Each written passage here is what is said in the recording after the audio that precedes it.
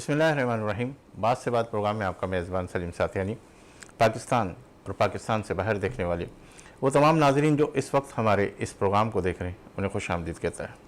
इन अशार के साथ अपने इस प्रोग्राम का आगाज़ करने लगा हूँ कि ख्वाहिशों से नहीं गिरा करते फल झोली में, ख्वाहिशों से नहीं गिरा करते फल झोली में, वक्त की शाख को अब खुद ही हिलाना होगा और कुछ ना होगा अंधेरों को बुरा कहने से, अपने हिस्से का दिया खुद ही जलाना होगा। नाज़रीन, आज हम गुफ्तगू करेंगे क्या इलेक्शन वक्त मुकर्रर पर होने जा रहे हैं, सियासी, माशी, अवामी हालात और सियासी मंजरनामा होने क्या जा रहा है, इलेक्शन कब, कैसे और किस तरह होंगे, इस हवाले से आज गुफ्तगू करेंगे। मेरे साथ तीन शख्सियात है जो अपने अपने हल्के में किसी तारुफ की मोहताज नहीं। मेरे साथ तशरीफ़ फरमा सेविंग होम के CEO, चेयरमैन एडवानी फाउंडेशन जनाब इकबाल एडवानी साहब, इन्हें आज के इस प्रोग्राम में खुश आमदीद कहते हैं। अस्सलाम वालेकुम। वालेकुम सलाम। मेरे दूसरे मेहमान हैं, मेरे कई प्रोग्राम की जीनत बने, इलेक्ट्रॉनिक मीडिया, मुल्की सियासी अवामी मसाइल पर बड़ी गहरी नज़र रखते हैं, तजिया निगार है सैयद उबैशा साहब, इन्हें भी आज के इस प्रोग्राम में खुश आमदीद कहते हैं। अस्सलाम वालेकुम। जी वालेकुम सलाम। मेरे तीसरे मेहमान हैं और कर्नल रिटायर्ड ताहिर मसूद साहब, तजिया निगार है और बहुत सारे इशूज़ पर बिलखसूस सियासत पर बड़ी गहरी नज़र रखते हैं, इन्हें भी आज के इस प्रोग्राम में खुश आमदीद कहते हैं। अस्सलाम वालेकुम। वालेकुम सलाम। इकबाल एडवानी साहब, आपकी तरफ आता हूँ कि इलेक्शन कब, कैसे और किस तरह होंगे, क्या ये सियासत का मंजरनामा आपको नज़र आ रहा है? देखिए, जो टाइम दिया जा रहा है मुझे नहीं लगता उस टाइम तक हो सके, थोड़ा डिले हो जाएंगे इलेक्शन। मेरी अपनी राय है कि इलेक्शन डिले होंगे, बस यही मुझे लग रहा है कि इलेक्शन तो डिले होंगे। उबैशा साहब, आप क्या कहेंगे इस हवाले से? मैं तो बिस्मिल्लाहिर्रहमानिर्रहीम। सलीम भाई, आपके प्रोग्राम में पहले एक बार ये बात हुई तो उस वक्त जो है वो आपकी ये राय थी कि इलेक्शन कैसे होगा कि वो आगे बढ़ जाए, तो नहीं हो सकता। मैंने आपको कहा कि मैं काफ़ी अर्ली स्टेज पर ही ये कह रहा हूँ कि पटारी में से कुछ ना कुछ निकल आएगा और हालात बदल जाएंगे, इलेक्शन आगे बढ़ेगा। आज तो पिक्चर वाज़े हो गई है। देखें, अदलिया कल भाग पकड़ और दौड़ लगेगी, देखते हैं कि क्या कुछ फैसले वैसले आते हैं, मगर फिर भी मेरी ये राय है कि फ़िलहाल करीब में इलेक्शन होते नज़र नहीं आ रहे। इलेक्शन जो है वो अगर बहुत जल्दी हुए तो मेरा ख्याल है कि 2024 के सेकंड हाफ में कहीं शायद हो सके। मतलब होंगे इलेक्शन? बिल्कुल, इलेक्शन तो नविश्ता दीवार है और इलेक्शन के बगैर गुजारा नहीं, होना ज़रूर है। बट अभी ऐसे जो जिनके हाथ में इख्तियार है उनका ये मंसूबा नहीं है कि अभी इलेक्शन कराया जाए। जी कर्नल साहब, आप क्या कहेंगे इस हवाले से? ये सवाल आपसे। देखिए, इसमें काफ़ी सारे वेरिएबल्स हैं इस वक्त भी देखा जाए तो, और जो डिसीजन डे बाय डे हो रहे हैं इलेक्शन होने के सिलसिले में, करवाने के सिलसिले में या ना करवाने के सिलसिले में, क्योंकि हर चीज़ कंट्रोल्ड है और उसमें अपनी मर्ज़ी से आप चेंज कर सकते हैं सारा एटमॉस्फेयर, तो इट ऑल डिपेंड्स। कल को कोई ऐसी सिचुएशन डेवलप हो जाती है कि जिसमें उनके फेवरेबल रिजल्ट्स आने की तवक्को हो जाती है, कोई ऐसे लोग आउट हो जाते हैं कि जिनका यकीन है कि ये जीतेंगे और नहीं जिताना चाहते, may be for what ever reason, तो अगर वो कोई ऐसी सिचुएशन डेवलप होती है तो बिल्कुल हो जाएंगे। और तो क्या आप समझते हैं कि ऐसा जो सामने मंजरनामा उसके अंदर किसी को माइनस प्लस करने की सिचुएशन है? कुछ माइनस प्लस करने की तो है, बड़ी एक स्ट्रॉन्ग ख्वाहिश है, बहुत सारे सर्कल्स में है, स्पेशली जो पॉलिटिकल पार्टीज़ हैं उनकी तो दिली आरजू है कि किसी तरीके से इनको माइनस कर दे, लेकिन वो खुद नहीं करना चाहती कुछ। वो चाहती हैं कि उनके बिहाफ पे कोई और आके एक्शन करे और बदनामी भी उसके गले में आए, सारा कुछ उसके गले में आए, जो कुछ भी मेहनत भी करनी है वो करे, उसका फल हम बैठ के खाएं। बस क्या आप देखते हैं कि माइनस वाली सिचुएशन नज़र आ रही है आपको? कुछ नहीं, माइनस तो तकरीबन कर दिया गया है, उसमें कोई दो राय नहीं है, माइनस तो कर दिया गया है। तो प्लस भी हो सकता है? नहीं, मुझे नहीं लगता फिलहाल। लेकिन जो सिचुएशन नज़र आ रही है, कभी यूँ माहौल, कभी इस तरीके से। खान साहब के हवाले से आप बात कर रहे हैं। जी जी। खान साहब को नहीं चांस, खान साहब के आने के, ना इनको इलेक्शन में ये हिस्सा। अगर इनको चांस दिया जाए तो आप क्या समझते हैं कि सिचुएशन चेंज हो जाएगी? नहीं, इनको चांस ही नहीं दिया जाएगा तो उस पर क्यों बात करें? नहीं दिया जाएगा चांस, उसके बड़े वसूख से कह सकते हैं। हाँ बिल्कुल बिल्कुल, इनको चांस नहीं दिया जाएगा कोई। हाँ नहीं, इनको चांस नहीं दिया जाएगा, और जब चांस नहीं दिया जाएगा तो हम उसी चीज़ पे बात करें, इनके बाद। वैसे सब आप क्या कहते हैं कि चांस दिया जाएगा या नहीं दिया जाएगा? ऐसा है सलीम भाई कि पाकिस्तान की जो सियासत है उसके जो असल मराकज़ हैं इख्तियार के, वो नहीं है जो दिखाई देते। और वो एक जज साहब के बड़े खूबसूरत अल्फाज थे, उन्होंने कहा ये मौसीकी बजाते हैं और जैसी बजाते हैं वैसा नाचना पड़ता है। तो यहाँ पे इख्तियारात तो और जगहों पर हैं, जिनके हाथ में इख्तियार है, जब वो राज़ी हो जाते हैं तो जो आउट ऑफ सीन हो गया होता है वो फिर पिक्चर में आ जाता है। अभी आप मियाँ साहब को देखें, मियाँ साहब के कैसे जो है वो बलाएँ ले रही है नैब, और उनकी कैसी जो है वो आरतियाँ उतारी जा रही हैं। वो अदालत में खड़े होकर नैब कह देती है जी हमें तो ये मुकदमा ही नहीं चलाना, हमें मतलूब भी नहीं है, हमें ये मुकदमा भी गलत था, तफ्तीश भी नाकिस थी, ये भी नहीं हुआ, वो भी नहीं हुआ। तो अभी कैसे बलाएँ ले रही है नैब उनकी, आप देखें जैसे माँ सदके जाती है ना, माँ वारी जाती है ऐसे। तो मियाँ साहब तो अभी आउट ऑफ फेज़ हो गए थे ना, उनकी जमात ख़त्म हो गई थी, वो नाअहल हो गए थे, उनको अदालतों से सज़ाएँ हो गई थी, उनके भाई भी बंद हो गए, भतीजे भी बंद हो गए, बेटी भी बंद हो गई, पार्टी में काफ़ी लोग टूट फूट गए, सब कुछ हो गया था। तो आप क्या तो क्या अब आज वो फिर दोबारा अगले चौथे तो आप क्या कहना चाह रहे हैं लाडले मैं ये नवाज कहना शरीफ चाह रहा हूँ साहब? कि कोई भी ये कोई बड़ी बात नहीं है। फिलहाल तो ये चांस नहीं कि इमरान खान साहब की कोई उनको कोई जगह दी जाए, कोई रूम मिले, कोई स्पेस मिले, लेकिन ये ऐसा नामुमकिन कुछ भी नहीं है इस मुल्क में। बात कभी भी बन सकती है, बात बन जाएगी तो खान साहब की गुड्डी फिर से ऊपर उड़ जाएगी। तो ये तो चलता रहता है इस मुल्क में, ये सवाल असल में है नहीं बुनियादी। अच्छा, आप क्या समझते हैं कि इकबाल साहब लाडले अब नवाज शरीफ साहब हो रहे हैं?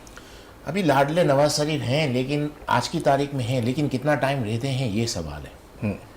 जो मुझे लगता है जो नवाज शरीफ साहब की जो बॉडी लैंग्वेज है, नवाज शरीफ पर्सनली खुद नून लीग का नहीं कह रहा, सिर्फ पर्सनली मुझे नहीं लगता कि ज़्यादा टाइम लाडले रहे हैं।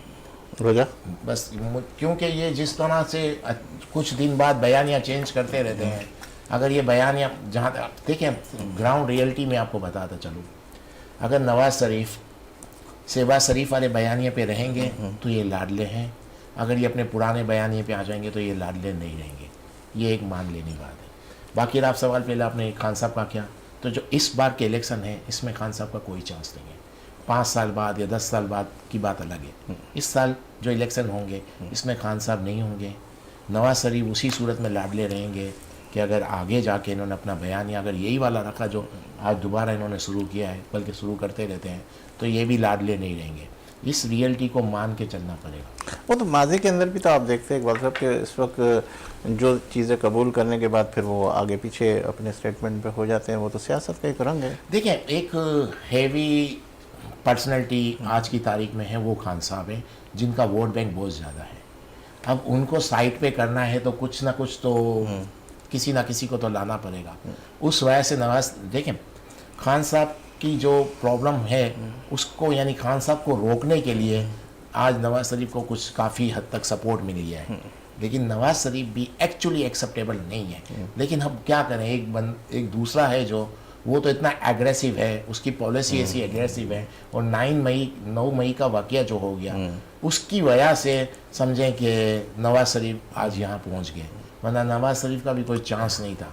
लेकिन नवाज शरीफ ने अगर यही सिलसिला शुरू किया जो पहले इनके जो स्टेटमेंट थे, जो बयानिया था, उस बयानी की तरफ जैसे जैसे जाते रहेंगे तो लाडलापन ऐसे से कम होता रहेगा। अच्छा, आप क्या कहते हैं कन्या साहब के नवाज शरीफ साहब कुछ लाडले वाली पोजीशन की तरफ है या नहीं है? नहीं, फुल टाइम लाडला। अभी तो देखें इसमें तो कोई शक किसी को डाउट होना ही नहीं चाहिए। जो कुछ हो रहा है स्टार्टिंग फ्रॉम द एयरपोर्ट जहाँ पे नादरा ने पहुँच के सारा कुछ किया, तो लाडला होने में तो देयर इज नो डाउट। लाडला वो बात है इनकी कब तक रहते हैं, तो इट ऑल डिपेंड्स। बाकी देखिए कुछ बीइंग ए मुस्लिम हमारा एक ईमान भी है कि सब हम प्लान करते हैं तो फाइनल प्लानिंग तो अल्लाह ताला की होती है। तो एक वो फैक्टर आ जाता है सबसे बड़ा। दूसरा, आजकल के जो मटीरियलिस्टिक दुनिया है इसमें इकोनॉमी बहुत बड़ा रोल प्ले करती है। अब पाकिस्तान की जो इकोनॉमिकल सिचुएशन है वो सबके सामने है, और फॉरेन एड की कोई इस तरह से ऐलान रोज हो जाते हैं, कहीं से कुछ आ तो नहीं रहा। इवन के $1 बिलियन तक के लिए तो नाक रगड़वा के तो अगले देते हैं, तो कहाँ 20 बिलियन 30 बिलियन में आपकी बहुत ज्यादा रिक्वायरमेंट्स है। तो एक इकोनॉमी बहुत बड़ा रोल प्ले करेगी इस सारे पॉलिटिकल सिनेरियो को चेंज करने के लिए, कि कौन लाडला रहता है, कौन अंदर रहता है, कौन बाहर रहता है। आपकी नज़र में क्या है, मतलब अगर जो सिनेरियो आपको नज़र आ रहा है, अगर ये लोग आते हैं तो क्या मैशत के ऊपर फ़र्क पड़ेगा, या बिलावल भुट्टो साहब आते हैं मैशत पर कोई फर्क नहीं पड़ने लगा। जब तक एक पॉलिटिकल स्टेबिलिटी नहीं कंट्री में आएगी, इकोनॉमी आपकी बेहतर हो ही नहीं तो सकती। आप नहीं चाहते कि इलेक्शन हो जाए तो सारी पिक्चर सामने आ जाए, या फिर यही पिक्चर इलेक्शन फेयर हो, हाँ, बहुत फर्क पड़ेगा। पूरी दुनिया का कॉन्फिडेंस आपके ऊपर आएगा, इंटरनल स्टेबिलिटी आएगी, पीस हो जाएगा, सारा कोई भी आ जाए, फॉर दैट मैटर, जो पाकिस्तान के लिए ये बेहतर तो जो भी आता वो कहता है इलेक्शन फेयर हुए हैं, और जो नहीं आता वो तो कहता नहीं, है वो तो एक टिपिकल एक हमारे साइकी है ना, वो तो सब भी हारने वाला तो कोई नहीं मानता कि मैं हार गया हूँ, तो वो तो कहता है कि मेरे साथ धांधली हुई है, मेरे साथ ज्यादती हुई है, वो एक सेपरेट चीज है। लेकिन इस वक्त तो एक विजिबल पूरी दुनिया को नजर आ रहा है, अब दुनिया का मीडिया सुनते हैं, सारा कुछ करते हैं, जो कुछ हो रहा है वो जब एनालिसिस करने वाले बैठते हैं वर्ल्ड ओवर, तो उनको बताते हैं, तो फिर एक इन्वेस्टर कॉन्फिडेंस कहाँ से आएगा, लोग बाहर से पैसा क्यों लाएंगे। इवन के आपका कैपिटल, जो फ्लाइट ऑफ कैपिटल है, कंटिन्यू धड़ाधड़ हो रही है, तो इकोनॉमी दिन ब दिन आपकी नीचे जा रही है। वो अब आप फैक्ट्स एंड फिगर्स आपके सामने नहीं आने दे रहे, जाहिर है उनके हाथों में सारा कुछ, तो वो एक सेपरेट चीज है। तो ये इकोनॉमी मेरे ख्याल में एक बहुत बड़ा रोल प्ले करेगी।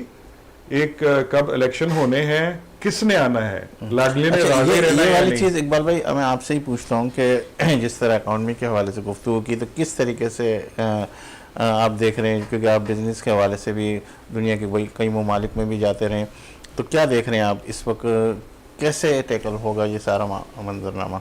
देखिए जिस तरह से चल रहा है अभी बस इसी तरह चलेगा। और अगर रहा सवाल के इलेक्शन हो जाते हैं, तो देखिए इलेक्शन अगर होते हैं ना, तो आप फिर उधर ही चले जाएं जहाँ से आप आए हैं। जो 16 महीने की जो हुकूमत थी ने, उसी तरह के लोग आ जाएंगे, पीडीएम ही आ जाएगी एक तरह से, क्योंकि किसी को भी अक्सरियत नहीं मिलेगी। इसी तरह से कुछ सीटें सबको मिलेंगी और समझे पीडीएम वाला ही माहौल हो जाएगा। तो जब आप पीडीएम की गवर्नमेंट देखते हैं, उनमें कैसे हालात थे पाकिस्तान के, तो आपको नज़र आ रहा है कि वो एक मिक्स, यानी एक तरह से हर जमात से थोड़े तो कुछ लोग हैं, फिर उनको अपनी काबीना बरी करनी पड़ती है, मिनिस्टर ज़्यादा रखने पड़ते हैं, अखराजात बढ़ जाते हैं, पाकिस्तान अफोर्ड ही नहीं कर सकता। तो चलाना तो पड़ता है, चलाने का, हाँ तो यही बोल रहा हूँ, चलाना है तो फिर आप कुछ अरसे तक इलेक्शन को भूल जाए। अगर वाकई जेन्युइनली आप बात कर रहे हैं कि अगर चाहते हैं कि पाकिस्तान थोड़ा स्टेबल हो जाए, तो इलेक्शन को काफ़ी डिले कर देना चाहिए। आप समझते हैं केयर टेकर हुकूमत आने से काफ़ी चेंज आया है, थोड़ा वो बेहतर हुआ है। देखें अगर पीडीएम की गवर्नमेंट से आप कंपैरिजन करें तो केयर टेकर की गवर्नमेंट को, तो पहले से थोड़ा बेहतर हुआ है। और अगर वापस अगर आप दोबारा उसी, क्योंकि इलेक्शन होंगे तो वही लोग आ जाएंगे, इसी तरह आएंगे, क्योंकि देखें जिसका वोट बैंक है वो तो इलेक्शन लड़ नहीं सकेगा, वो तो अंदर है, उस पर तो 9 मई लगी हुई है, एक 9 मई का वाकई की वजह से वो तो इलेक्शन लेने, इलेक्शन को ये लड़ेंगे। इनका वोट बैंक नहीं है आज की तारीख में पाकिस्तान में किसी का भी। कितने तो ऐसे हैं अपने हलकों में भी नहीं जा सकते, लेकिन अगर इलेक्शन होंगे तो वो जीत जाएंगे। ये रियलिटी है, मान लें। क्या अब नवाज शरीफ जो पीडीएम की जो गवर्नमेंट थी, आज सब कह रहे हैं प्राइम मिनिस्टर नवाज शरीफ बनेंगे, नून लीग की गवर्नमेंट बनेगी। तो जो पीडीएम थी, जो 16 महीने गवर्नमेंट थी, तो वो भी तो इनकी थी, लेकिन उन्होंने क्या तीर मार लिया। लेकिन अब तो जो सियासत का मंजरनामा बिल्कुल ही चेंज नजर आ रहा है। बिलावल भुट्टो साहब कह रहे हैं कुछ, और अब नवाज शरीफ साहब कुछ कह रहे हैं, तो अब दोनों के अंदर। देखिए मुझे बताएं, आप अब आपने बिलावल की बात की है, कुछ अरसे पहले आसिफ जरदारी साहब ने एक इंटरव्यू में कहा था कि बिलावल साहब ट्रेन नहीं है, सुना होगा, इनको टाइम लगेगा। अब जब ट्रेन नहीं है तो उनको आपने फॉरेन मिनिस्टर बना दिया था, तो इसका मतलब अनट्रेन आदमी को फॉरेन मिनिस्टर बना दिया। इसके कुछ अरसे बाद जरदारी साहब का एक और इंटरव्यू आता है, उसमें ये कहते हैं कि या मैं प्राइम मिनिस्टर बनूंगा या बिलावल भुट्टो बनेगा ज़मीन। आप खुद कुछ अरसे पहले, कुछ दिन पहले कह रहे हैं कि बिलावल ट्रेन नहीं है, दूसरी तरफ आप कुछ दिन बाद आप कह रहे हैं कि ये प्राइम मिनिस्टर बनेगा।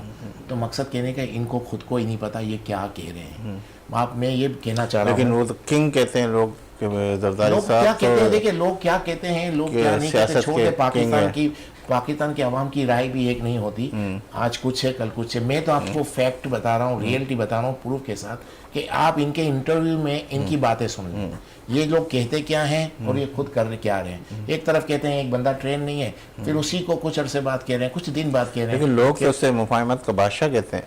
वो उस बात का ताल्लुक नहीं है। मैं आपको दूसरी बात कर रहा हूँ। देखिए मुफाहमत क्या होती है, गिव एंड टेक। अगर आप एक लिमिट से आपने सोचा है कि मुझे बस इससे डील करके ही जानी है किसी भी सूरत में, तो आपकी डील हो जाएगी। आप जो डिमांड करोगे मैं हाँ कह दूंगा, तो मेरी डील तो आपसे हो जाएगी। पूरा करे नहीं करे, हाँ डील, मतलब डील करना किसी से, उस पे गए डील आप किस बेस पे कर रहे हैं, किसी से आप डील कर रहे हैं पाकिस्तान के मफादात को देख के कर रहे हैं कि आपको बस डील करनी है। उसने जो भी मांगा आपने दे दिया। इसका मतलब जो डीलिंग के अंदर वो पाकिस्तान के मफादात को नहीं देखा जा रहा। मैं बताता चलूँ, एक बार इनका जो काफलिक का जो मसला चल रहा था, जिसमें कहा गया था कि बेनज़ीर के भुट्टो के मर्डर में काफलिक की इन्वॉल्वमेंट है, परवेज इलाही का नाम तक आया था, आप लोगों को मालूम होगा। फिर कुछ अरसे बाद इनको डिप्टी प्राइम मिनिस्टर बना दिया गया। एक अलग से पोस्ट निकाली जो पाकिस्तान में है ही नहीं, वो अलग से एक ओहदा निकाल के इनको दे दिया। तो जब आपने डील ही करनी है तो आप कुछ भी कर जाएंगे तो डील तो हो जाएगी। डील करना बड़ी बात नहीं है। डील करने के वक्त आप किसी से डील कर रहे हैं, आप जो पाकिस्तान के मफादात हैं उसको मद्देनज़र रख के कर रहे हैं तो उसको देते हैं डील।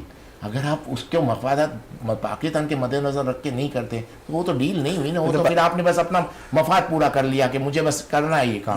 सियासतदान की बात करेंगे फिर हम आपसे। अच्छा सईद उबैद शाह साहब, आपकी तरफ आता हूँ कि राव अनवार साहब का जो पीपल्स पार्टी के हवाले से बयानात चल रहे हैं, वो उसको क्या देख रहे हैं आप, किस तरीके से? वैसे तो देखें, राव अनवार साहब ने बड़ा तहलका खेज इंटरव्यू दिया, हलचल मचाई बड़ी, लेकिन बादी उन नज़र में केमिस्ट्री में अगर आप देखें तो इसमें कुछ नयापन नहीं है। इसमें एक तो देखें ना, अभी जुबैर अहमद साहब ने एक दिन नून लीग के रहनुमा जो यहाँ गवर्नर सिंध रहे, एक बार उन्होंने जनरल बाजवा के लिए कुछ सख्त बात की कि मैं मिला और यूँ हुआ, मेरे फैमिली टर्म से फलाएं। अगले दिन उनकी तस्वीरें आ गई बड़ी नाजेबा, बड़ी वाहियात, और उनकी जो है तो जो भी जो है वो गेट नंबर 4 की तरफ इशारा करता है, उसका कुछ ना कुछ बाहर आ जाता है। वो कोई बना के रखी होती फाइलें, किस लिए रखी हैं, उन्हें सड़ाना थोड़ी है, वो बाहर निकलती हैं फिर। तो राव अनवार साहब बहादुर बच्चे, जरदारी साहब कहते, जरदारी साहब भी जानते थे सिर्फ मेरे लिए ही नहीं काम करता, सिर्फ मेरे लिए ही काम नहीं करता, लेकिन वो चलाते थे। उनको ये उम्मीद नहीं थी कि ये जो पार्टनर इन क्राइम है मेरा, ये कभी मेरे खिलाफ भी चला जाएगा। बहरहाल उसकी भी कुछ दुखती रगें होंगी वहाँ, जहाँ जब बिलावल ने कहा कि हम गेट नंबर 4 की सियासत नहीं करते, अगले दिन उसने इंटरव्यू दे दिया राव अनवार ने, उसने बता दिया वालिद साहब के सारे कच्चे चट्टे, और अभी बहुत कुछ है जो और सामने आने वाली बातें हैं। तो सब्सटेंस जो उन बातों में है, बात ये सिग्निफिकेंट नहीं है कि राव अनवार किस तरह आसिफ जरदारी साहब के ख़िलाफ़ हो गया। सब्सटेंस उन बातों का ये है कि क्रिमिनल्स हम पर हुकूमत करते हैं, समहाउ करते हैं, और जिनके हाथ में असल इख्तियार है वो भी आंखें बंद करके उनको देखते हैं, बर्दाश्त करते हैं, जब ज़रूरत होती है थोड़ा सा मौल कर लेते हैं। नहीं तो कोई है नहीं ना, आप देखिए जो मंजरनामा नज़र आता तो किसको लेकर आएंगे, किसको किस तरीके से करेंगे? बात ये सवाल है ही नहीं कि कोई है ही नहीं। आप कुछ भी कर लें, आपका डब्बा खाली निकलेगा अगर पिया नहीं जाएगा, ठीक है ना। यहाँ जेन्युइन लीडर्स कब प्रमोट होने दिए गए, कब आगे आने दिए गए, कौन से आगे बढ़े? यहाँ तो लीडर वो आगे आते हैं जो गेट नंबर 4 के साथ अंडरस्टैंडिंग कर लेते हैं, उनका रास्ता बड़ा बेहतरीन हो जाता है, वो आगे का रास्ता उनको खुल जाता है, डब्बा भरा हुआ निकलता है, खाली भी होता भरा जाता है। नहीं तो कहते हैं कर्नल साहब, आप भी देख रहे हैं कि इस वक्त जो हम सियासत का जो पिक्चर्स देखते हैं उसके अंदर अमूमन जो है जिसे टिकट दी जाती है, जिसे ये कहा जाता है, वो ज़्यादातर ये देखा जाता है कि इसकी बरादरी लेवल के ऊपर क्या पोजीशन है, इसकी मार्केट में क्या पोजीशन है, ये इतने वोट ले भी सकेगा या नहीं ले सकेगा। ये सारे के सारे कहते हैं कि हम जो टिकट लेकर और फिर इसके बाद स्क्रूटनी करने के बाद फिर टिकट देंगे। तो क्या आप समझते हैं कि इस तरह की वो होती है या फिर वही ग्रुप को उसी तरीके से आगे डिलीवर कर दी जाती है टिकटें? देखिए, स्टैंडर्ड सिस्टम में तो बिल्कुल आप ठीक कह रहे हैं, ऐसे ही था और ऐसे ही चलेगा पाकिस्तान के अंदर, लेकिन इंटायरली डिफरेंट इस दफ़ा का जो है ना सिनारियो बहुत डिफरेंट है। अच्छा, इस दफ़ा ये चीज़ें बरादरी, ये सारा कुछ वो एक इंडिविजुअल लेवल पे तो कुछ ना कुछ किसी हद तक इन्फ्लुएंस रखेगा, बट ओवरऑल नेशनल सिनारियो के अंदर जो एक फिगर है जिसको वो कहेगा, किसी को खड़ा कर दे, किसी मुलाजिम को खड़ा कर दे, किसी को कह दे वकील है, फलाना है, कोई बरादरी ना हो, कहीं से आया हो, कौन है कोई ना जानता हो। शेर अफजल को कौन जानता है? मैं भी नहीं जानता था, कोई भी नहीं जानता था आज से कुछ महीने पहले, अभी तक ही देखा है जो टीवी पे देखा है। दुनिया कैसे उसके पीछे पागल हुई है, क्योंकि उस बंदे का कॉन्फिडेंस है उसके ऊपर। यही एग्जैक्टली रिपीट होगा इलेक्शन के अंदर, बट इलेक्शन के अंदर ये होने दिया जाएगा कि नहीं होने दिया जाएगा? तो इलेक्शन होने दिए जाएंगे कि नहीं दिए जाएंगे? उसके बाद इलेक्शन के अंदर इस तरह पॉसिबल होगा कि नहीं किसी का एक फेयर तरीके से सामने खड़े होने का? फिर तो 100% आपकी बात सही है, उसमें बरादरी भी इन्फ्लुएंस करेगी, सारा कुछ इन्फ्लुएंस करेगा, दूसरी साइड से एक नाम इन्फ्लुएंस करेगा। नहीं तो आप देख रहे हैं चौधरी शुजात के पास नवाज शरीफ का जाना, ये क्या दिखा रहा है? मतलब इस तो मतलब बरादरी लेवल भी तो एक बहुत बड़ा इंपॉर्टेंट है, सियासत के हवाले से भी बहुत बड़ा लेकिन चौधरी शुजात के पास जो जाना है ना, ये बरादरी लेवल, ये इस चक्करों में मेरे ख्याल, मेरा पर्सनल ओपिनियन जो है, और वो भी 15 साल के बाद। हाँ, 15 साल के बाद। लेकिन अभी उसको फर्स्ट टाइम उनको जरूरत पड़ी है उसकी, कि अभी उनको ये नजर आ रहा है कि मेजोरिटी तो किसी को भी नहीं लेने दी जाएगी। इस तरह 2-2, 4-4, 6-6 करके छोटी पार्टियां फलां जो नई बनी है, 2 बंदे उसके, 2 इसके, 4 इसके, इसमें एक बंदा भी बहुत इंपॉर्टेंट हो जाएगा गवर्नमेंट बनाने के लिए, गवर्नमेंट गिराने के लिए। तो वो फिर अभी किसी को, हर एक को मना के ऑन बोर्ड लेना पड़ेगा इसको। तो जब तक वो उसको ऑन बोर्ड नहीं लेंगे तब तक ये फिर इनको खतरा ही रहेगा कि ये दूसरे के साथ मिलके आज मुझे गिरा देंगे, वो उसको गिरा देंगे, इसको गिरा देंगे। खेल तो यही चलना है अल्टीमेटली। बट इस वक्त वो अक्लमंदी कर रहे हैं, लाडला साहब वो क्या कर रहे हैं कि सबको ऑन बोर्ड लेने की कोशिश कर रहे हैं। दूसरी तरफ से जरदारी साहब लगे हुए हैं, वो भी कोशिश अपनी तौर पे कर रहे हैं। जो अभी कोशिश करके जितना भी कामयाब हो जाएगा, अल्टीमेटली उसको जब असम्बलियां बनेंगी उसके बाद फिर उसको फायदा हो। कौन सा शख्स जो है इस सुनेरियो को अच्छे तरीके से कैच कर लेगा? देखिए, इस तरीके कैच से करने का तो बाद में होगा। पहले तो ये डिसाइड करना पड़ेगा कि पीटीआई इलेक्शन लड़ेगी कि नहीं। पीटीआई अगर इलेक्शन लड़ती है तो फिर तो कुछ पॉसिबल नहीं है कि उनको कुछ सीटें मिलें। आज के हालात ऐसे हैं पाकिस्तान में कि पीटीआई किसी को भी कहीं से भी कैंडिडेट बना दे, किसी को भी, वो जीत जाएगा। इस तरीके इस्तेकाम पार्टी भी तो बहुत कुछ तेजी भी से आगे आ रही है। देखिए, मैं आपको एक ग्राउंड रियलिटी बता रहा हूँ। आज जो खान साहब की मकबूलियत है किसी लीडर की पास्ट में पाकिस्तान में नहीं रही है। मान ये तो लेंगे एमक्यूएम की थी, एमक्यूएम भी तो वो तो कराची नहीं, सिर्फ कराची की मैं उस पर कह रहा हूँ, वफाक के जरिए सेंट्रल में किसी की भी नहीं है। पहला तो सवाल यही है कि इनको इलेक्शन लड़ने दिया जाएगा कि नहीं।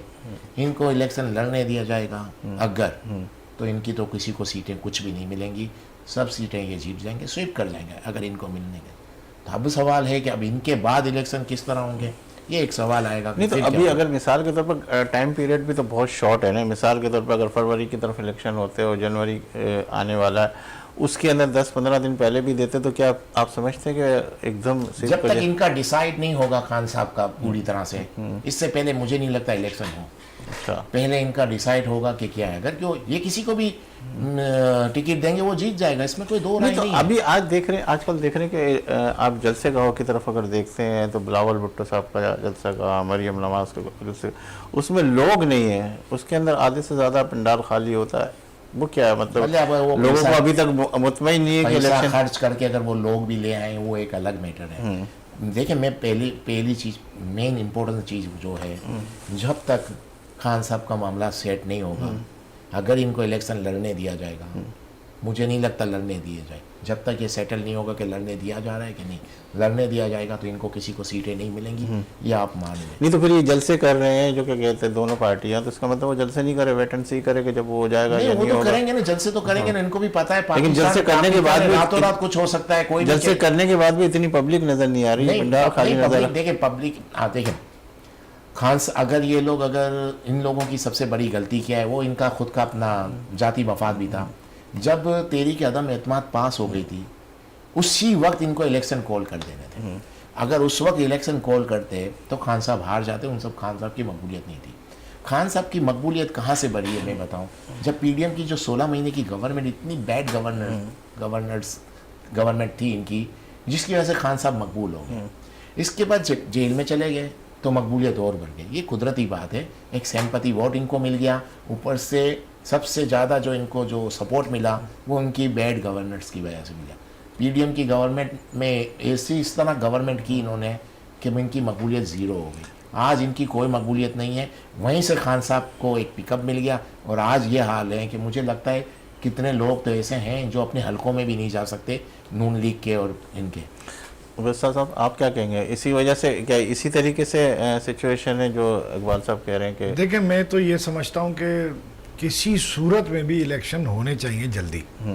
अब ये जो इफ़ और बट्स हैं, ये जो बातें हैं, ये सब बातें अपनी जगह, इसमें ज़्यादा वो नहीं है, कैलकुलेशन नहीं गए इतनी।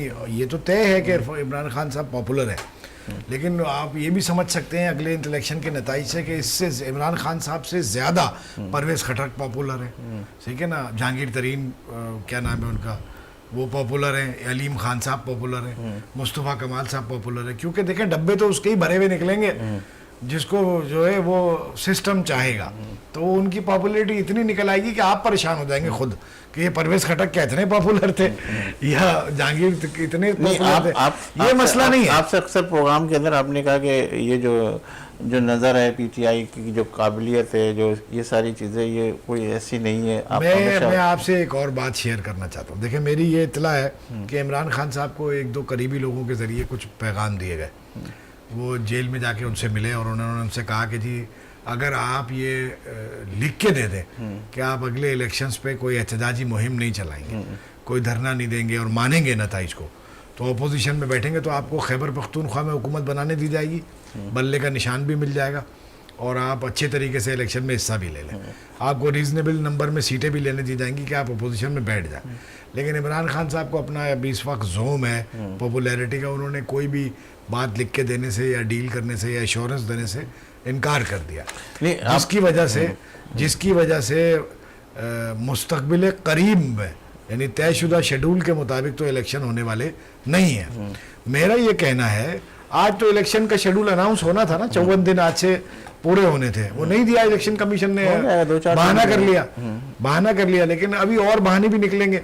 मैं ये कहना चाह रहा हूँ कि इलेक्शन इस मुल्क की बका और उसके मामलात के तसलसल के लिए और इदारों के इस्तेहकाम के लिए, इस मुल्क पर लोगों के एतमाद के लिए और कारोबारी सरगर्मियों की बहाली और रवानी के लिए इलेक्शन निहायत जो है वो ज़रूरी है, नागुज़ीर है। कुछ लोग ये समझ रहे हैं कि इलेक्शन ना कराने से कुछ नहीं होता। अभी हम ये बात कर रहे थे थोड़ी देर पहले कि पीडीएम की हुकूमत जाने के बाद निगरान हुकूमत आई तो उनके दौर में कुछ बेहतरी आई, हम ये बात अभी कर रहे थे भाई ने की, तो वो इसलिए आई कि निगरान हुकूमत तो जो चोर चला रहे थे वो पिछली हुकूमत, उनका सिर्फ मकसद जो था अपने मुकदमात ख़त्म कराना था, लेकिन निगरान हुकूमत असल में इस्टेब्लिशमेंट चला रही है और इस्टेब्लिशमेंट ने चारों तरफ जो है वो घोड़े दौड़ाए हैं और जो खराबी जहां जहां नजर आई है उसको बेहतरी की तरफ ले जाने की कोशिश की है। मसलन मैं दसियों चीजें अपनी जाती नॉलेज की बुनियाद पे गिनवा सकता हूँ। यहाँ कराची की सतह पे स्मगलिंग का कपड़ा पकड़ा गया, स्मगलिंग की गाड़ियां पकड़ी गई, मंशियात के खिलाफ क्रैकडाउन हुआ, डिफेंस से मंशियात घरों में से फैक्ट्रियां पकड़ी गई, ठीक है ना, बहुत कुछ बदला, गोडाउन से चीनी निकलवा के मार्केट में दी गई, बहुत कुछ बदला, बहुत सारे काम किए, गैर कानूनी हाइड्रेंस रेंजर्स वाले बिल्डोजर ले गए, ले जाके तोड़वाए। यहाँ कराची में बहुत कुछ ऐसा था जो बड़ी ही खराबी के साथ पिछले 15 सालों से चले जा रहा था 15 सालों से, अभी भी चल रहा है या नहीं? अभी तो बड़ी बेहतरी आई है, हजारों ट्रांसफर पोस्टिंग्स हो गई हैं, हजारों। आप ट्रांसफर पोस्टिंग का ऑर्डर 11 अगस्त के बाद से अब तक के देख लेंगे, थाउजेंड्स में चले गए, पियोन तक बदल दिए गए सरकारी दफातर के, कराची से कंदकोट भेज दिए गए, कश्मीर से लाके कराची में लगा दिए गए, हजारों लोगों के तबादले हुए, क्योंकि पीछे जो एस्टेब्लिशमेंट है वो चीजों को ठीक करके कुछ अरसे चलाना चाहती है। उनका पहले से माइंडसेट था कि ये निगरान हुकूमत लंबी चलेगी और इसमें बेहतरी नजर आनी चाहिए लोगों को, ताकि लोग इलेक्शन के लिए ज्यादा प्रेशर ना करें, मोबिलाइज ना हो, मोटिवेट ना हो, सियासी जमातों के हाथ में खेले ना, और लोगों को महसूस हो कि भाई अभी मामला बेहतर चल रहे हैं तो ये चलते रहे। अच्छा, इकबाल साहब आपकी तरफ आता हूँ कि अगर कर्नल साहब की तरफ भी मैं मूव करूँगा, लेकिन एक सवाल मेरे जहन में आ रहा था कि जिस तरीके से MQM की जो सियासत है उस हवाले से, MQM कराची के हवाले से, सिंध के हवाले से क्या लगता है आपको कि नवाज शरीफ ज़्यादा सूटेबल है, पीपल्स पार्टी ज़्यादा सूटेबल है, MQM किसके साथ अलग करने की कोशिश में है, ज़्यादातर नवाज शरीफ की तरफ ज़्यादा मूव है? देखें, MQM वफाक में जिसकी हुकूमत होगी उसके साथ करेगी और सिंध में जिसकी हुकूमत होगी उसके साथ भी करेगी। अगर आप जो महसूस हो रहा है कि वफाक में नून लीग की होगी और सिंध में पीपल्स पार्टी की होगी, आज भले वो कुछ भी बयान दे दें, ये दोनों से इत्तेहाद कर लेंगे बाद में, ये MQM तो इसी तरह चलेगी और इसी तरह चलते हैं, तो यही रियलिटी है। उबैद भाई, आपका भी यही जहन के अंदर खाका है? नहीं, असल में आप MQM को एक पॉलिटिकल एंटिटी के तौर पे आप देखें नहीं। MQM की कोई सियासी, अगर वोट बैंक की सतह पर कुछ लोग उनको वोट डालेंगे या पार्टी का कोई नज़्म ज़ब्त मौजूद है, कोई ढांचा मौजूद है, वो अपनी जगह है, लेकिन MQM के जो रहनुमा हैं, जो लीडरशिप है, उनकी अपनी कोई फैसला करने की ना सलाहियत है ना इख्तियार है, वो एक फोन पर चलते हैं, समझे ना, उनकी कोई आप उनको गिनती में नहीं रखते। जी हाँ, मैं बिल्कुल सही कह रहा हूँ, मैं MQM के रहनुमाओं को उनके मुंह पर ही कहता हूँ और वो जानते हैं ये बात, और वो खुद मान लेते हैं अपनी निजी महफिलों में कि हमारे पास तो कुछ करने को है नहीं, कोई ऑप्शन ही नहीं, हमारी कोई हैसियत ही नहीं, हमें जो कहा जाएगा वो करने पे हम मजबूर हैं। नहीं तो कराची की सियासत तो वो तो अभी कह रहे हैं कि ये सारा चेंज है और इस तरीके से हम आएंगे, अब वो करेंगे, ये करेंगे, ये वाला। सिंध की सियासत में तब्दीली नज़र आ रही है अगर टाइम बढ़ा आगे। मैं पहले भी एक दफ़ा ये बात कह चुका हूँ कि अगर अभी इलेक्शन नहीं होते हैं तो ऐसे हालात नज़र आ रहे हैं कि बुनियाद डाली जा रही है कि अब कोई सिंध की आवाम कोई तब्दीली देखे। पीपल्स पार्टी 15 साल से चलती चली आ रही है, अब कोई एक नई हुकूमत सिंध के अवाम को मिले, जिसके लिए कुछ ताकतों को, सियासी ताकतों को उनको सरगर्म किया गया, जिनमें काबिल ज़िक्र सबसे पहले हम एक दफ़ा और भी बात कर चुके हैं कि राशिद सुमरो साहब JUIFA वाले, उनको काफ़ी, और GDA को काफ़ी पीछे से सहूलत दी जा रही है कि वो एक्टिवली जो है वो कुछ सिंध को, पीपल्स पार्टी को रिप्लेस करने के लिए कुछ कर सके। लेकिन एक बड़ा धचका लगा GDA को कि सरदार अली गौर खान मेहर जो है वो चले गए पीपल्स पार्टी में वापस। तो अब ये GDA की वो बड़ी मजबूत शख्सियत है। इससे ये अंदाज़ा होता है कि जो पीछे से कोशिशें कर रहे हैं शायद वो कामयाब ना हो पाए, और पीपल्स पार्टी के अलावा सिंध के लोगों के पास मुतबादिल अच्छा अभी भी अवेलेबल नहीं है। ये एक मेरी राय है, और शूमीय किस्मत कही है या बड़ी अफसोसनाक बात कही है कि पीपल्स पार्टी के जो हालात हैं, इनके अलावा कोई अच्छा नेमुल बदल यहाँ के लोगों के पास अवेलेबल नहीं है। अच्छा, तहरीक इस्तेकाम पार्टी के हवाले से मैं आपसे कहूँ कि इस वक्त आपको क्या सिनेरियो नज़र आ रहा है? इसकी भी कुछ सीटें निकलती हुई नज़र आ रही है, या इनकी सियासत से पंजाब तक रहेगी या पूरे पाकिस्तान की तरफ? पूरे पाकिस्तान का तो सवाल ही पैदा नहीं होता। पंजाब तक भी वो जो उन्होंने टारगेट रखा हुआ है करवाने वालों ने, जिन्होंने बनाई है ये पार्टी, तो एग्जैक्टली उनको पता है कि इनको कितनी सीटें दिलवानी है। तो इसलिए इस चीज़ में तो कोई शक ही नहीं कि उनको मिलनी है सीटें। दिलवानी है से मुराद ये कि इसका मतलब इलेक्शन को आप किस तरह? इलेक्शन तो ये अभी देख लें, पहले भी कितने फेयर होते थे, चले कुछ भी थोड़ा बहुत आप कह लें 10, 20, 30% होते थे। अब तो 100% ड्रामाबाजी चलनी है। तो ये मर्दमशुमारी, ये सारी चीजें तो हुई है। इसके अब IMF का प्रेशर है तो उनको दिखाने के लिए हमने इलेक्शन कराए हैं, अगर करवाए गए, या जो भी जहां जहां से प्रेशर मिल रहा है तो उनको एक दफा सेटिस्फाई कर देंगे, हमने देखे इलेक्शन करा दिए। तो बस इस तरह थोड़ी इलेक्शन होते हैं कि इन हालात में, और इस तरह किसी एक को प्रेस किया हुआ है जो सबसे पॉपुलर पार्टी है, उसको आप हिलने नहीं दे रहे, उन लीडरों को बंद कर रहे हैं, ये कर रहे हैं, वो कर रहे हैं, तो लोगों का कॉन्फिडेंस कैसे आएगा इलेक्शन पे? कुछ भी हो जाए, अभी भी किसी से पूछेंगे वो कहेंगे जी इलेक्शन तो ड्रामा। तो जिस तरीके से गुफ्तगू हो रही है, जिस तरीके से बात हो रही है, जिस तरीके से हम चैनल के ऊपर बहुत सारे प्रोग्राम देख रहे हैं, सब चीज़ें, तो इसका मतलब है कि वोट कास्टिंग जो है बहुत ही कम नज़र आएगी, बहुत ही इस तरीके से सिचुएशन होगी। देखिए, अनलेस के खान साहब को डिसाइड करें कोई ऐसा, जिस तरह की उनके सरप्राइजेस आते रहते हैं, तो वो अपनी प्लानिंग को करें कि जी लोगों को कहें कि आपने निकलना है और ये करना है, चाहे वो होती है उनकी जमात उसमें इलेक्शन के अंदर, नहीं होती, निशान होता है, नहीं होता है, व्हाटएवर, वो डिसीजन वहाँ पे होगा डिपेंडिंग अपॉन द सिचुएशन कि इलेक्शन होते भी हैं कि नहीं होते हैं और कब होते हैं। अगर होते हैं तो वोट कास्टिंग का रेशो क्या नजर आ रहा है आपको, कितना? वोट कास्टिंग तो बिल्कुल ही मेरा ख्याल है सबसे लोएस्ट पाकिस्तान की हिस्ट्री की होगी। और अगर PTI आ जाती है इलेक्शन के अंदर तो फिर तो बहुत एंथुसियाज्म होगा, फिर तो पाकिस्तान की सबसे हाईएस्ट वोट कास्टिंग होगी। अच्छा, मैं आपसे एक और सवाल की तरफ आ रहा हूँ कि आर्मी चीफ का दौरा, अमेरिका जो दौरा हुआ है बाहिमी ताल्लुकात के हवाले से, उसे आप कैसे देखते हैं? देखिए, बहुत ही इस वक्त नाजुक सा मरहला है पाकिस्तान के लिए, इस पॉइंट ऑफ व्यू से जो आपने बात की है। कीपिंग इन व्यू जो आप अफगानिस्तान की सिचुएशन देख रहे हैं, फिर पाकिस्तान के अंदर हर एक जो भी नोटेबल्स हैं उनके डिफरेंट अफगानिस्तान के बारे में ओपिनियन है, कोई कहता है इनको पढ़ जाओ, कोई कहता है जी सुलह कर लो, कोई कहता है कि इनको क्यों वापस भेजा, और अमेरिका का क्या इंटरेस्ट है इस वक्त, ये सारा कुछ वहाँ बैठ के ये चीज़ें डिसाइड होनी है। एक ये अफगानिस्तान का, दूसरा इंडिया के साथ हमने कैसे चलना है। तो इसराइल का एक बहुत बड़ा फैक्टर था, वो तो इसराइल ने अपने पाँव पे खुद कुल्हाड़ी मार के किसी हद तक उसको बैक बेंच पे ले गए, वरना ये 3 मेजर इश्यूज थे जिनके लिए ये सारे गेम प्लान बना था, शतरंज जो बिसात बिछाई गई थी उसके ऊपर जो मोरे चल रहे थे, सारा इन 3 चीज़ों को रखते हैं। उसमें से एक तो थोड़ा सा बैक बेंच पे चला गया, प्रायोरिटी में नहीं रहा, और अभी रह गया आपका अफगानिस्तान और इंडिया का। तो वो अल्टीमेट जो एम है कि जी चाइना को थ्रेट और ये थ्रेट, वो तो एक स्ट्रेटेजिक एम हो जाता है ना। लेकिन अभी जो हमारे चीफ ऑफ आर्मी स्टाफ की जो विजिट के पॉइंट ऑफ व्यू से देखा जाए तो यही 2 चीजें आपकी मेन डिस्कशन में आनी है, क्योंकि बाकी यहाँ पे गवर्नमेंट क्या बननी है, क्या करना, अगर अमेरिका से कोई गाइडेंस आनी है वो तो वैसे भी आ जाती है, उसके लिए आर्मी चीफ को वहाँ जाने की या कोई इस तरह की कोई। तो ये ताल्लुकात आपको अच्छा नजर आ रहा है क्या मुस्तकबिल के अंदर, इसके अंदर अच्छी पॉजिटिव साइन आएगी? देखिए, अमेरिका से हमारे ना वो ताल्लुकात नहीं उसको कह सकते हम किसी तरह से भी, कि एक जो ना बॉस का और एम्प्लॉय का या इस तरह का ना ये रिलेशनशिप चल रहा है, दोस्ती का नहीं चल रहा, जिसके लिए अयूब खान से लेकर अब तक वो चला आ रहा है ना कि नॉट फ्रेंड्स नॉट मास्टर्स वाली कहानी है।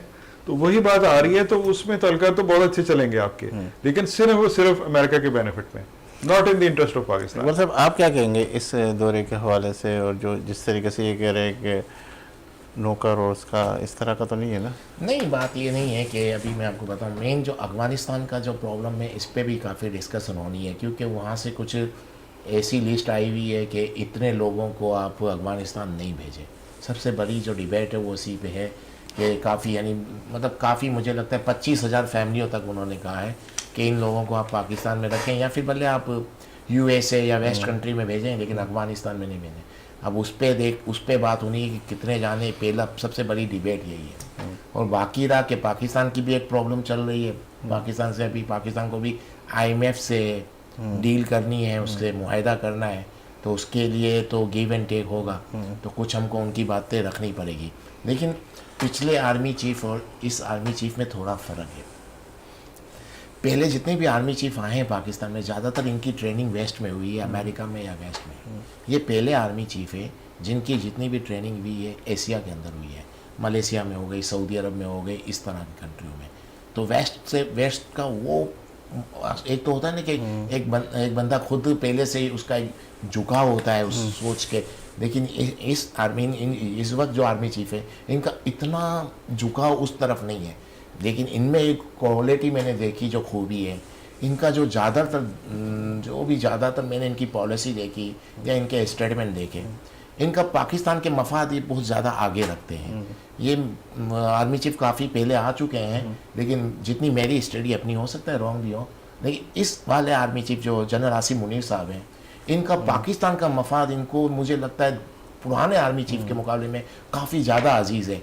और मुझे लगता है कि पाकिस्तान के मफाद में के हवाले से ये कोई भी ऐसा कंप्रोमाइज़ नहीं करेंगे या ऐसी कोई डील नहीं करेंगे जिससे पाकिस्तान के मफाद को ठेस लगे या नुकसान हो। ये आर्मी चीफ भले अमेरिका गए हैं, लेकिन आप देखना फ्यूचर में आपको खुद को नज़र आएगा कि एक हद से ज़्यादा पाकिस्तान के लिए मतलब कंप्रोमाइज़ नहीं करेंगे। जैसे अफगानिस्तान के हवाले से आपने गुफ्तगू की, तो काफ़ी लोगों को एक साथ निकालना और ये वो इतना टफ मोमेंट था ये, लेकिन इसको भी देखिए, आपने जितने भी स्टेप आप देखें चीफ ऑफ आर्मी स्टाफ के जब से आए हैं, मुझे कोई भी ऐसा एक स्टेप भी नज़र नहीं आ रहा जिससे पाकिस्तान को फ़ायदा नहीं पहुंच रहा हो। पाकिस्तान के नुकसानात पे नहीं बात कर रहा मैं, लेकिन पाकिस्तान के फ़ायदे के लिए ही उन्होंने जितने स्टेप लिए, हो सकता है आप कोई भी स्टेप लेते हैं उसके कुछ पॉजिटिव और नेगेटिव भी आते हैं, लेकिन इनकी जो सोच है, इनका जो ये जो जिस तरफ जा रहे हैं, इन्होंने पाकिस्तान को बहुत आगे रखा है और पाकिस्तान के मफाद में कोई कंप्रोमाइज़ नहीं कर रहे अभी तक। भले खान साहब का हो कि कुछ भी हो, जो PDM गवर्नमेंट थी या जो केयर टेकर गवर्नमेंट है, इनके जो स्टेप हैं खुद के जिसमें ये फ्रंट पे आकर लड़े हैं, ये सब पाकिस्तान की फेवर में। अच्छा वैसे तो आपसे भी यही सवाल अगर मैं करूं कि जिस तरीके से ये दौरा, जिस तरीके से सिचुएशन, जिस तरीके से ये सिनेरियो, क्या देख रहे हैं आप? देखें, आप अफ़गान शहरियों की बात कर रहे हैं ना, मेरी अपनी राय है, ये जो भाई ने हमारे कहा कि उनको अमेरिका चाह रहा है कि कुछ लोगों को ना भेजें, मैं तो ये समझता हूँ अमेरिका का दबाव है कि ज़्यादा से ज़्यादा लोगों को वहाँ भेजा जाए, इसलिए कि तालिबान हुकूमत से अमेरिका को एक खफगी है और एक सुबकी का एहसास है। उन्होंने प्लान तो लंबा बनाया था, 2 लाख की अफ़गान नेशनल आर्मी तैयार करके करके छोड़ के गए थे, बड़े वसाइल दिए थे उनको और बड़े बहुत कुछ पैसा खर्च किया था, लेकिन वो धड़ाम से पूरी आर्मी गिर गई और तालिबान ने आनन फानन में 2 अगस्त से 14 अगस्त के दरमियान पूरे अफ़गानिस्तान पे आराम से कब्ज़ा कर लिया। तो अब वो अमेरिका, तो ये जो इमरान खान साहब की इस्टेब्लिशमेंट से लड़ाई हमारे यहाँ शुरू हुई, इसकी बुनियाद ही यही अफ़गानिस्तान था, यहीं से तो शुरू हुई थी लड़ाई। जब जनरल फैज़ हमीद ने वहाँ से तस्वीर खिंचवाई काबुल एयरपोर्ट पे के टी चाय पीते हुए, तो फिर अमेरिका ने, उन्होंने ये इंप्रेशन दिया कि ये हमारी वजह से ऐसा हो गया, तालिबान ने इतनी आसानी से जो कब्ज़ा कर लिया, तो हमारा इसमें कंट्रीब्यूशन है, रोल है, यानी पाकिस्तान की इंटेलिजेंस एजेंसीज़ की ये एक तरह की विक्ट्री है ओवर अमेरिकन फोर्सेस एंड अलाइड्स। तो वो अमेरिका ने उसके फ़ौरन बाद प्रेशर दिया कि DGISI को हटाया जाए, जनरल हमीद को यहाँ से हटाया जाए। इमरान खान हटाना नहीं चाहते थे, तो जनरल फैज़ हमीद से इख्तलाफ शुरू हो गया, उससे जनरल बाजवा से, यहीं से लड़ाई शुरू हुई और जनरल बाजवा ने उनकी सरपरस्ती से हाथ खींचा और पैगाम दिया मुखालिफों को कि भाई आपको जो करना करें, हमारा आप कोई ताल्लुक़ नहीं, हम इससे आउट हैं, हमारी बात ही नहीं सुनता हमारा लायवा आदमी, तो हमारी बात समझता नहीं है, तो हम इस गेम से बाहर हैं। ठीक है, तो करण ये साहब, आपके- एक मिनट में बात मुकम्मल कर लूँ ज़रा। ये जो बात है ना कि अफ़गानी नेशनल्स को यहाँ, ये पाकिस्तान के मफाद में बिल्कुल है, और अननोइंगली या पता नहीं किन वजूहत से पाकिस्तान में अमूमी तौर पर अफ़गानियों को नापसंद किया जाता है। ख्वाह आप सिंध में पूछें, अंदरून सिंध में, ख्वाह पंजाब में पूछें, ख्वाह आप जो है वो बलूचिस्तान में पूछ लें बलोचों से, या कराची में पूछ लें, अफ़गानियों को नापसंद किया जाता है। और सबकी ये राय है कि भाई भेजो इनको। हालांकि बहुत से तो ऐसे हैं जो पैदा ही यहाँ हुए और उनको भूल गए अफगानिस्तान क्या था, उनकी नस्लें अगली यहाँ आ गई हैं। लेकिन इनको भेजने का जो प्रेशर है, ये अमेरिका की ही एक पॉलिसी है। ये ऐसा नहीं है कि हमारी कोई बड़ी सोची समझी हुई पॉलिसी, हमने मुल्क का मफाद बड़ा कैलकुलेट किया। मुल्क के लिए भी फ़ायदेमंद है स्मगलिंग का खात्मा और दूसरी चीज़ें। तो हम अगर कंक्लूडिंग नोट पर अगर जा रहे हैं, तो मैं ये कहूँगा कि वैसे उसूली बात तो ये है कि जनरल आसिम मुनीर को या किसी भी चीफ ऑफ आर्मी स्टाफ के बजाय ये जो नेगोशिएशंस हैं और इम्पॉर्टेंट डिस्कशंस हैं और डिसीजंस हैं, ये सिविल मुंतखब क़यादत को लेने चाहिए। बेहतर है कि वही ऐसे मुज़ाकरात करें, वही ये दौरे करें, वही ये मुलाकातें करें। अगर इसके लिए तो अभी वेट एंड सी वाली बात है। जी जी नहीं, वो असल में पाकिस्तान की जो सिविलियंस हैं, जो सियासतदान हैं, इनकी दुनिया में कहीं भी क्रेडिबिलिटी नहीं है। कोई भी इनसे बात करना नहीं चाहता। ये भी एक रियलिटी आप मान लें। अभी जितने भी हमको इमदाद भी चाहिए होती है ना कोई, उस इनको सियासतदानों को नहीं देते। इनके साथ चीफ ऑफ आर्मी स्टाफ जाता है, उसी को दी जाती है। दुनिया के जितने भी बड़े पावरफुल मुल्क हैं, अमेरिका हो गया, सऊदी अरब हो गया, यूए हो गया, चाइना हो गया, ये पाकिस्तान की सियासतदानों से बात करना नहीं चाहते। इनको पता है इनकी कोई क्रेडिबिलिटी नहीं है, पाकिस्तान चलाता कौन है, उनसे ही बात करो। तो पाकिस्तान के आप सियासतदानों से कोई सोचें कि बात करेंगे, नहीं। अगर वो करने, वो यहाँ जो प्राइम मिनिस्टर होगा वो जाएगा भी, तो उसके साथ चीफ ऑफ आर्मी स्टाफ जाएगा, तब बात बनेगी, अदरवाइज़ नहीं बनेगी। आप हिस्ट्री उठा लें पाकिस्तान की, जितनी भी इमदादें आई हैं, जितनी भी बड़ी डील हुई हैं, जो भी, उसमें चीफ ऑफ आर्मी स्टाफ गए हैं। उस वक्त भले यहाँ पर डेमोक्रेसी हो बजाय, लेकिन साथ चीफ ऑफ आर्मी स्टाफ जाते हैं, उनके बाद ही वो तय होता है। अदरवाइज इनकी कोई इतनी हैसियत नहीं है दुनिया के अंदर। अच्छा करण साहब, आखिरी एक आध मिनट है मेरे पास, कोई ऐसा मैसेज, कोई ऐसा पैगाम देना चाहेंगे जो इस हवाले से? देखिए, अभी इस वक्त ना काफ़ी होपलेसनेस फैली हुई है पूरे मुल्क के अंदर। मायूस हैं लोग, बहुत ज़्यादा मायूस हैं। आपके सामने हम सब रहते हैं, इसी माशरे में रहते हैं, दाएं बाएं डेली देखते हैं लोगों को। एक तो ओवरऑल इकोनॉमिकल सिचुएशन की वजह से जो महंगाई हो गई थी उन 16 महीनों में, और ऊपर से ऊपर चलती जा रही हैं। दूसरा, कोई लाइट नज़र नहीं आ रही at the end of the tunnel. जब तक लाइट नज़र आती रहे तो बंदे को उम्मीद रहती है कि मैं कभी तो रोशनी में आऊँगा। तो अभी वो लाइट ऑलमोस्ट लोगों को नज़र नहीं आ रही कहीं किसी को। तो वो होपलेसनेस नहीं होनी चाहिए, अल्लाह ताला से बेहतरी की उम्मीद रखनी चाहिए। पाकिस्तान इंशाअल्लाह ताला रहने के लिए बना है, और कोई वजह नहीं है कि बिल्कुल। एक बार एडवांस से बहुत शुक्रिया सैयद उबैद शाह साहब, बहुत शुक्रिया करण साहब, बहुत शुक्रिया। बेहतरी की उम्मीद के साथ मुझे दीजिए इजाज़त। इंशाल्लाह ज़िंदगी अल्लाह तो फिर आपसे मुलाकात का शर्फ हासिल करेंगे। जब भी आपका हाथ दुआ के लिए उठे तो इस खाकसार और वतन अजीज़ को अपनी दुआ में ज़रूर शामिल कीजिएगा। अल्लाह हाफिज़।